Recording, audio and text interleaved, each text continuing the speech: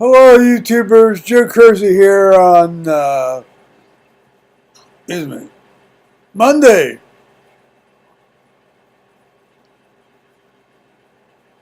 October 15th, 2018 at 2:08 a.m.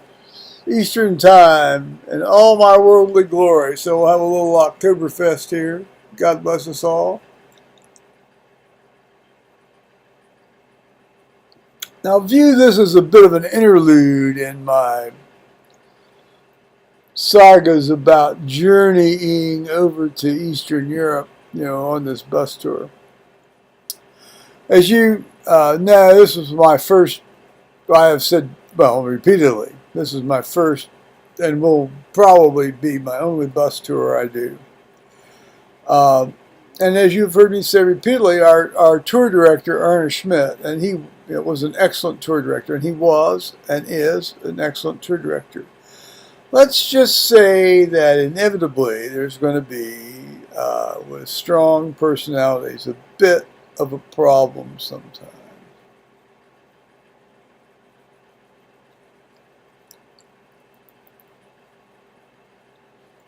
Now the episode I recount did not happen the night we went up to the farmhouse on the hill outside of Zagreb, because I remember sitting at the dinner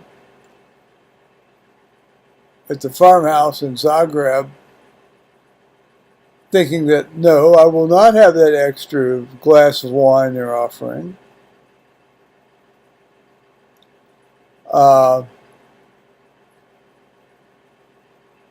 It didn't happen at Lake Bled because the waiters were so inept they didn't know how to offer the drinks at all and make it clear which ones you were going to pay for and which ones the tour had paid for. So somewhere in that 2-day window, apparently,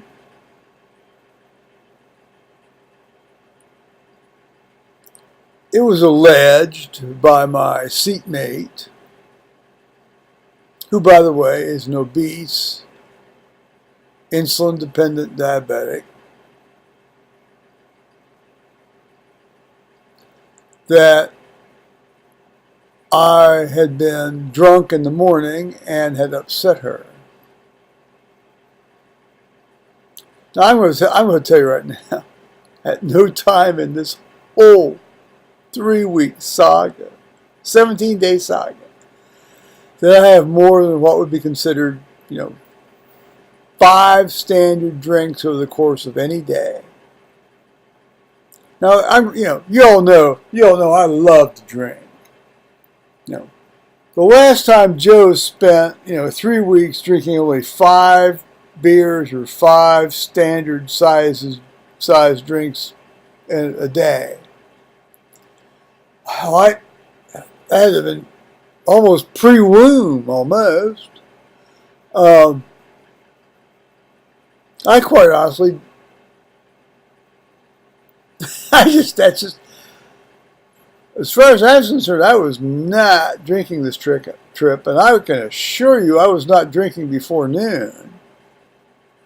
And a lot of times not even at noon, because you barely got a chance to even grab something to drink at noon. So, suffice to say, the afternoon Arna approached me. He said that my seatmate had come to him, and she was upset. Of course, upset, of course, is the female flag song of we're off, get the guy in the tumbrils and go off to the guillotine. She was upset because I had been drunk that morning. Well, this is one of these things, like, an assertion is made. It's made by a woman, therefore that means you have to take it like it's truth. But in truth, the guy's gotten up, he hasn't anything to drink, he's gotten into his bus seat, he's sat there and he's sort of happily done his little muttering to himself as he looks at stuff. which I tend to mutter and talk to myself a lot when I'm enjoying myself. This was taken as me being drunk, and that was upsetting, not causing her to have a breakdown, not causing her to go into physiologic crisis, but it was upsetting to my seatmate.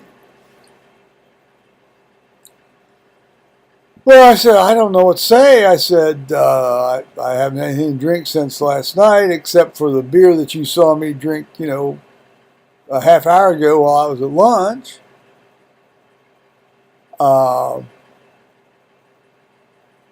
That was before she apparently got upset. I said, Lord knows what's going to happen this afternoon then. I said, I don't know what else to say. I mean, I can't, if somebody's going to say that something happened that didn't happen and I can't defend myself against that, what am I supposed to do? This is what we're in for, guys, for the rest of our fucking lives now, given all this bullshit what happened with Kavanaugh. Kavanaugh. Latest stuff from Kavanaugh. Oh, let's get the latest from Southern California.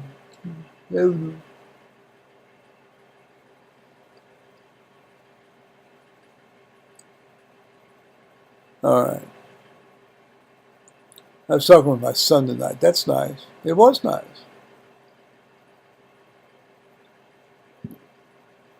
Anyway, so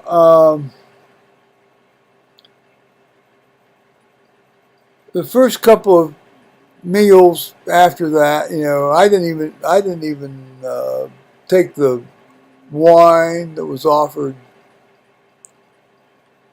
dinner because, I knew old Arne was going to be eyeballing me, And I thought, screw it, I've paid over $4,000 for this damn trip. If I want to have a damn glass of wine or a glass of beer with my fucking meal that I've already paid for, I'm going to have it, And I was like, I don't know what the hell was going on with this woman. She was one of the 80-20. 80% of things happen to 20% of people. I said she lost her passport, she lost her money, she lost her insulin. Well, one of the two supplies of insulin she was carrying. So she was carrying 2 supplies of insulin. So that was why. She was a nice woman. We chatted away happily. I didn't know there was a single problem. If she was a problem, she should have just said, are you drunk? And I says, no. And I explained to her how, here's another explanation, folks. Falling into the fire pit and having a head injury and having a post-head injury syndrome. How's that for you? Yeah, and even before that, I tended to sort of act like I staggered around drunk anyway, because I've just been some kind of low-grade ataxic all my life. That's a fancy word for clumsy.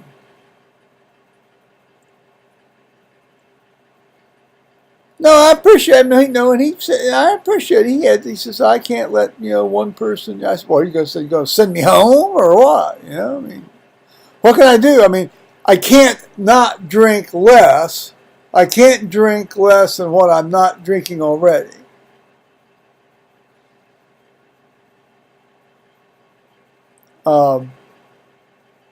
Just bring out the piss cup. I'll piss into it very happily for you. I said, now you're talking to me. I've had 1 beer while we're talking. That was a half hour before, because it was a lunchtime.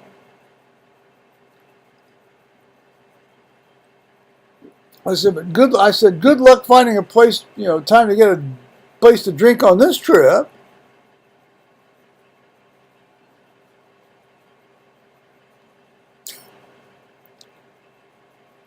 It's like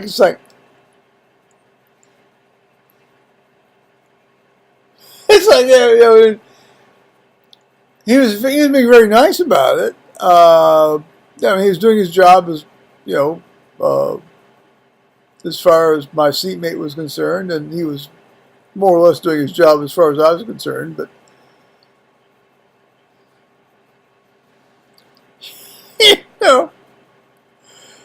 We all know now the new reality is anything a woman says it is. Thank God I didn't put my hand on her leg or something inadvertently. Although our legs are always touching. Because, she insisted on putting her seatbelt on and cranking up that sidearm seat in the bus. She always insisted I sit next to the window. So I was kind of wadded in like an economy, an economy class airline seat. Well, in any case, that was Arne's little awkward moment, and that was my little more than awkward moment, because I've been in a lot of unreal situations in my life, and some very real situations in my life, but usually you have some degree of control over what's going on. No, it's like if somebody thinks that you've been drinking at 8:30 in the morning and you haven't, I guess, if they say you have been, I guess you have been. Bullshit. Well, thank God I didn't lose my passport or my insulin or my money. Thank God.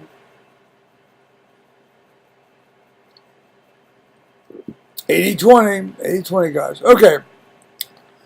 I'm going to maybe go back to bed now. I will say that Thomas and I had a very nice conversation earlier this evening. And so yeah. So I'll say bye-bye YouTube. Now tomorrow, what do I have to do tomorrow? Well, actually, I don't really have to. I have to mail some letters. I guess really I don't really have to do anything tomorrow. No, as I said, I read the day in church, and yeah, it might hit me in the morning. I don't think I have anything tomorrow. So if you're going to take a bus tour, guys, I suppose if I'd been thinking clearly, I would have thought, well, if the guy's going to think anything I do that's where I bang my head and I'm kind of staggering around, what I probably ought to do is just almost get myself to the point where I have to be dragged around on a cart. Then I could get drunk. But yeah, I fell in the fire pit. Look at me. Here's my divot. Oh, what? There. What? Oh. Well, you see the chunk out of my face there. I'll never be able to get that straight. That's like all these guys that wear T-shirts that say stuff, and of course it reads backwards. And I say, well, why don't you just? And they're not taking it. They're not taking it in mirrors. They're taking it in with that camera shit on their phone. Okay, I'm babbling now. So bye-bye, YouTube. Not bye-bye. Yeah. Well, until later, YouTube.